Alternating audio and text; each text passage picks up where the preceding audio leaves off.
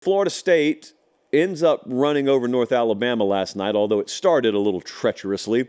And then we saw Jordan Travis, the starting quarterback there, go down with, a season-ending injury. Everyone saw it on TV. We're not showing footage of it for obvious reasons. So you hate to see that for a couple of reasons. Number one is obvious. You don't want to see a dude get hurt. And number two, we'll stay tuned for number two because that's the crux of what my argument on this is. It was crazy. I was in the Oregon State press box last night when this happened. I was actually playing with Herb Street's dog when this happened. And you could hear like reactions around the press box as people started to see it because it's FSU North Alabama. So it's not exactly on the main screens all over the place. And so I watched it, and then immediately, if you have any kind of decorum about yourself, your first concern is with the player. But inevitably, people's minds started to drift to, what does this mean large scale? What does this mean bigger picture? Which is fair. It's not callous. It's the way it is. It's fair. So what does it mean? That's what I want to ask you. I want to gather as many opinions on this as I can because I got a really strong one. I feel really strongly about this. One thing I know, without a shadow of a doubt, if Florida State ends this season undefeated, Florida State ought to be in that playoff. I don't care if I'm starting for him at quarterback.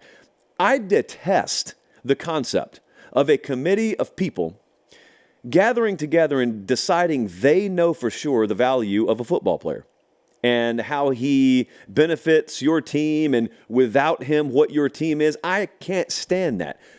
I really think it's time to emphasize ahead of time, before these next 2 weeks, if they do win these games, the difference in Vegas versus merit, the difference in power rating versus merit. I'm someone who sits here every Tuesday night and hands you my own personal power ratings. I call it the JP poll. It turns the internet into a complete psych ward.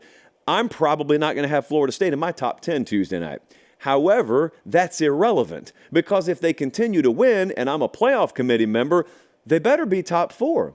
And the reason is because you have no clue how valuable Jordan Travis is. Ever since that stuff happened in 2014 with Ohio State, where they are down not their top quarterback, but also their backup quarterback, and a third stringer leads them to a national championship, ever since we all saw that, everything that you think you know is irrelevant because no one thought they knew that.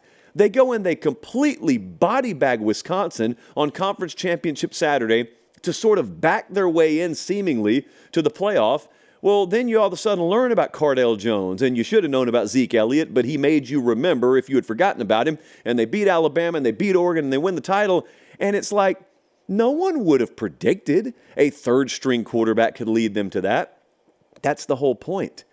It doesn't matter what you think you know. It matters what's been earned on the field by a football team. You can't sit there, by the way, and tell me, oh, injuries are a part of football, which is accurate, but then also look and say, well, this is tennis, this is ping pong, this is golf, it's a solo sport. It's not a solo sport. One player goes down, albeit at the most important position.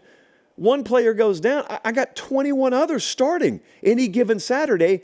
It's a team game. Don't tell me injury is part of the game, but then completely change the way that you define merit and the way that you select your teams from your committee because football happened.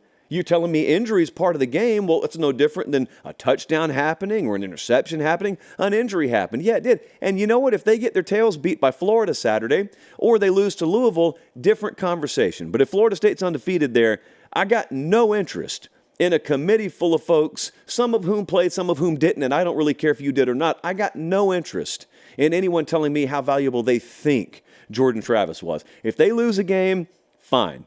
Wipe them off the table. But if they don't, I am not interested in that. What will Florida State, by the way, do to replace Jordan Travis here? Tate Rodemaker is the backup quarterback there. They were down 13-0 to North Alabama last night. Now, keep in mind, this is in the wake, sort of the immediate aftermath of us watching New Mexico State just skull drag Auburn. You heard that sentence right, kids. New Mexico State skull drag Auburn. So you're thinking anything can happen. And it's the most deflating moment in the world to lose your starting quarterback, and you're down 13-0, and then they just ran off 58 unanswered. I know they'll get no credit for that because it's like a glorified high school team they're playing in relation to.